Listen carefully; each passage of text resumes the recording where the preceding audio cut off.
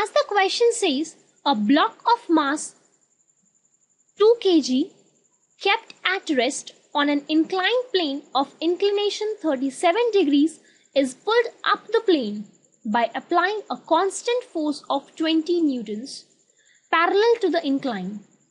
The force acts for 1 second. Then the first part is show that the work done by the applied forces does not exceed 40 joules, that is this being the maximum applied force. And the B part being find the work done by the force of gravity in that 1 second if the work done by the applied force is 40 joules. And the next and the last part being find the kinetic energy of the block at the instant the force ceases to act. So here proceeding, what is happening in this question is that actually there is an inclined plane of an inclination angle theta which is given as 37 degrees, and there is a block kept on it on which a force of 20 Newton has been applied for 1 second actually. And we are obviously having the other forces acting on this block. So we need to find out the work done and the other parts for this applied force. Now, if we take the forces on this block, we have the mg in the downward direction, giving us mg sine theta parallel to the wedge, and taking its acceleration to be a upwards. We can now frame the equation for this, which is simply, if this 20 Newton is taken as the force F, then we can frame the equation as mass into acceleration equals to total force in the direction of acceleration, that is F, minus total force opposite to it, that is mg sine theta. Putting the values over here, we get acceleration equals to 4 meter per second square. Because we are having the value of mass, acceleration we need to find out, force has been given as 20 Newton, we are having the value of mg and the theta as well. Now, we need to find the work done in the A part, and we know that work done equals to Fs, that is force into the displacement in the direction of force. Here the force is 20 and the displacement we need to find out, which is S.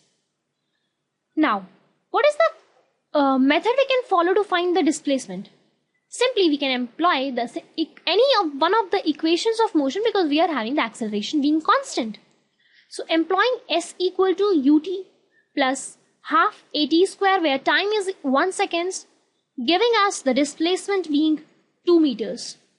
Putting this value back to the equation of work done, we get work done equals to 20 into 2, that is 40 joules.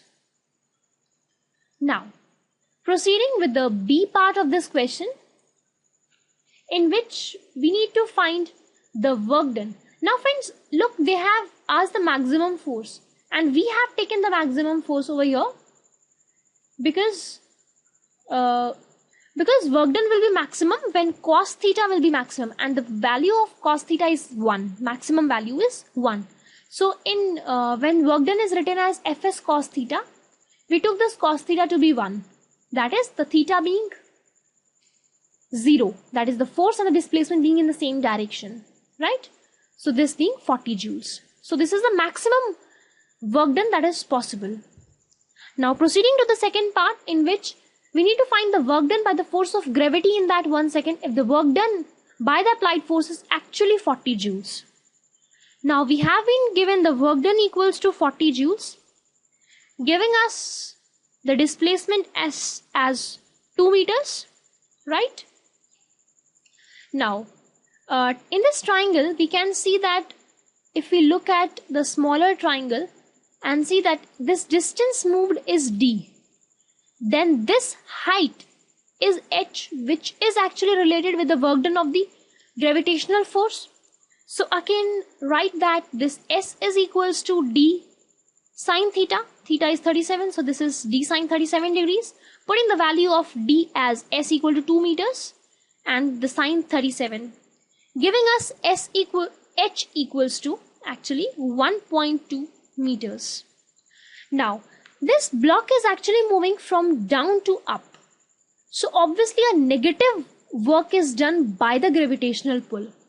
Or going by the mathematical ways, we have the work done by the gravitational force equals to mg final minus initial. The final being as h if this is the zero height.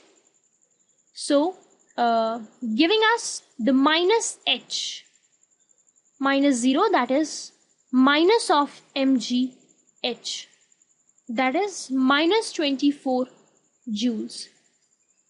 Why we have taken this as minus h? Because the force is actually in the downward direction. So any displacement opposite to it, that is the displacement in the opposite direction, will be taken as a negative. So this is minus h, right? Now proceeding with the third and the last part of this question, that is the C part. Find the kinetic energy of the block at the instant the force ceases to act. That is, after 1 second we need to find out the kinetic energy of this block. Now we know that v equals to u plus at, and we can find the final velocity as u was 0 because it